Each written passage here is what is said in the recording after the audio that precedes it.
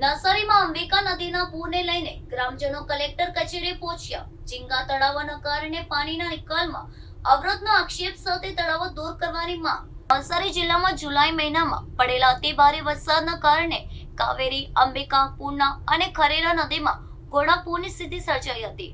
ખાસ કરીને અંબિકા નદીમાં છેલ્લા 60 વર્ષમાં જોવા ન મળ્યું હોય તેવું તોફાની પૂર આવ્યું હતું અને નદીની સપાટી 28 ફૂટની ભયજનક સપાટી વટાવી 43 ફૂટથી ઉપર પહોંચી હતી, જેના કારણે કાંઠાના અનેક ગામોમાં 10 ફૂટથી વધુ પૂરના પાણી ઘૂસી ગયા હતા અને ગ્રામજનોને ભારે નુકસાન વેઠવવું પડ્યું હતું।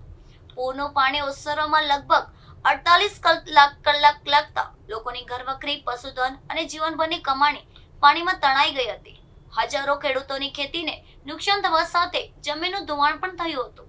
ગ્રામજનોના આક્ષેપ મુજબ કાંઠાની ખાંચણ જમીનમાં બનેલા આશરે 2500 થી 3000 જેટલા ઝીંગા તળાવો પાણીના નિકાલમાં અવરોધરૂપ બન્યા હતા।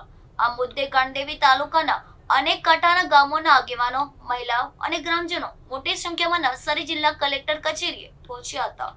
ગ્રામજનોએ સ્ટેટ લાઇટ મેપિંગ સહિતની માહિતી રજૂ કરીને પાણીના પ્રવાહમાં અવરોધરૂપ ગેરકાયદેસર ઝીંગા તળાવો દૂર કરવાની માંગ કરી હતી। સાથે જ કૃષ્ણપુરથી ધોલાઈ સુધી બની રહેલા કોસ્ટલ હાઈવેને પિલર ઉપર બનાવવાની પણ માંગ કરવામાં આવી હતી। જિલ્લા કલેક્ટર મનીષ ગરવાણીએ સર્વે કરાવી ગેરકાયદેસર ઝીંગા તળાવ સામે કાર્યવાહી કરવાનો વિશ્વાસ આપ્યો હતો। કલેક્ટરે જણાવ્યું હતું કે હાલમાં 146 ગેરકાયદેસર ઝીંગા તળાવોને નોટિસ આપવામાં આવી છે અને વરસાદી પાણીના નિકાલમાં અવરોધરૂપ તળાવો દૂર કરવામાં આવશે।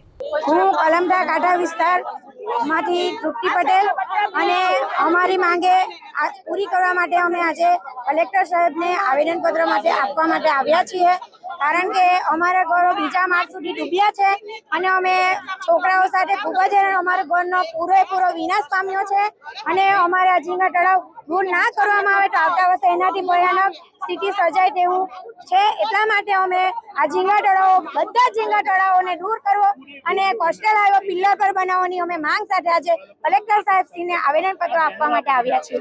मैं देवघर गामથી આવું છું। અહીંયા હજારોની સંખ્યામાં લોકો આવ્યા છે, કેમ કે લોકોને પરિસ્થિતિ આ રેલના પાણીમાં એટલી ખરાબ પરિસ્થિતિ થઈ ગઈ છે કે લોકોને ઘર વખરી બધી સાફ થઈ ગઈ છે। આ ઝીંગાના તળાવના લીધે અમારા ગામનું પાણી નીકળતું નથી। લોકો આજે મજબૂર એટલા થઈ ગયા, ખાવાનું કોઈ પાસે બચેલું નહીં, કોઈ પાસે કપડાં બી નહીં બચ્યા। આજે સામાજિક સંસ્થાઓ આગળ આવી લોકોને વાહન, કપડાં, પાણી એવું તેવું આપવામાં આવ્યું તે લોકો થોડા ઘણા પગભર થયા છે થોડાક। ગામની એટલી પરિસ્થિતિ કે ગામમાં 22 લોકોને મૃત્યુ થયા છે ને આ 150 ઝીંગા તળાવોને જોવાના કે તમે 5 લાખ પ્રજાને જોવાના। આ 150 ઝીંગા તળાવના જે માલિક છે તેને તાત્કાલિક ધોરણે તળાવ દૂર કરવા જોઈએ, કેમ કે ગામની પરિસ્થિતિ તો જ સુધરશે। અમારા ગામમાં વર્ષોથી પાણી આવતું હતું, આટલું મોટું આટલું વધારે આ ઝીંગાના તળાવનો જે ભરાવો થયો છે, આજુબાજુ જે અમારા કાસબાસ એ બધું પૂરી નાખ્યું છે। આ લોકો મનમાની બધા ઇનલીગલી તળાવ છે, ઇનલીગલી કે લીગલી તળાવ કમ્પ્લીટલી તોડાવવા જોઈએ। સરકારશ્રીની અમારી એક માંગણી છે ને આ પડઘો છે ને ગુજરાત આ વાત મુખ્યમંત્રી ભૂપેન્દ્રભાઈ સુધી જોઈ જોઈએ આ વસ્તુ ને આ પડઘો જો આની જો નિરાકરણ નહીં આવે ને આવતા ઇલેક્શનમાં એનો પ્રભાવ પડશે। આ કાંઠા વિસ્તાર સહન કરી નહીં લેશે। જય હિન્દ। હું કલમઠા ની રહેવાસી છું, મારું નામ ભાનુબેન રવજીભાઈ છે। જ્યારે અમારા કલમઠામાં એટલું બધું પાણી થાય કે વિચારવાનો બી કોઈને ટાઈમ નહીં મળે ને છતાં અમારું એટલું નુકસાન થાય છે ને નુકસાન થવાનું કારણ એ છે કે ઝીંગા તળાવ, જો ઝીંગા તળાવ નાબૂદ થાય તો અમારું ગામ બચી શકે છે, અમારા કાંઠા વિસ્તાર બચી શકે છે। જ્યારે કોસ્ટલ હાઈવે બી પાછો અમને નડ પર આવે છે તો કોસ્ટલ હાઈવે બી વિચારીને સાહેબ લોકો કરતા હોય ને તો અમારું ગામ બચી શકે છે, અમારો કાંઠા વિસ્તાર બચી શકે છે। ધારો કે પાણી આવું જો અમારું આવતું હોય તો અમારો જીવવાનો તો કોઈ અધિકાર જ નથી। ધારો કે અમારા છોકરાઓના મમ્મી પપ્પા ધારો કે આજીવી ગયા છે, અમારા છોકરાઓનું શું? અમારે ભવિષ્યનું બી વિચારવું પડે। તો સાહેબ અમારી વિનંતી સ્વીકારતા હોય અને ઝીંગા તળાવનો જો વિનાશ કરતા હોય તો અમારે જીવન સારું બને, નહીં તો બસ અમને ડૂબતા જ રાખવું હોય તો તે તરીકે અમને નિર્ણય આપજો કે અમારો નિર્ણય સારો આવે અને સારું આપે। એ જ અમે તો આશા રાખીએ છીએ કે ઝીંગા તળાવને નાબૂદ જોઈતા નથી।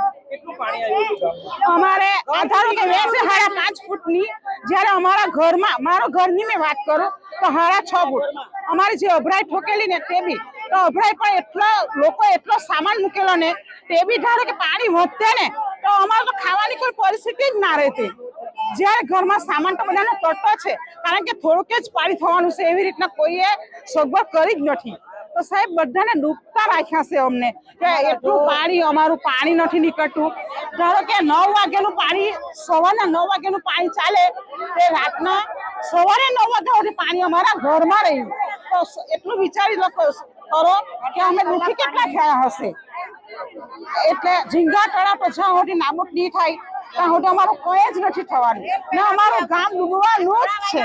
ગંડેવીના કાંઠાના વિસ્તારમાંથી ખૂબ મોટી સંખ્યામાં લોકો આવીને રજૂઆતના અમુક મુદ્દાઓ મારી સમક્ષ આપીને ગયા છે, જેમાં આ લોકોની મુખ્યત્વે માંગણી એ છે કે ગામમાં જેટલા પણ ગેરકાયદેસર ઝીંગા તળાવ છે એની વિરુદ્ધ કાર્યવાહી કરવામાં આવે અને જે પણ કાયદેસર ઝીંગા તળાવ છે એટલે પરવાનગી જેમાં અપાયેલી હોય એમાં એરિયાનું સર્વે કરવામાં આવે અને એ પણ વરસાદના પાણીના નિકાલમાં અગર નડતરરૂપ થતા હોય તો એમના વિરુદ્ધ પણ કાર્યવાહી કરવામાં આવે. કોસ્ટલ હાઈવે વિરુદ્ધ અને અન્ય ઇન્ફ્રાસ્ટ્રક્ચર પ્રોજેક્ટ પણ જે કરવામાં આવે છે એમાં યોગ્ય લેવલ મેન્ટેન થાય, આ પ્રકારની રજૂઆતો અમને મળી છે.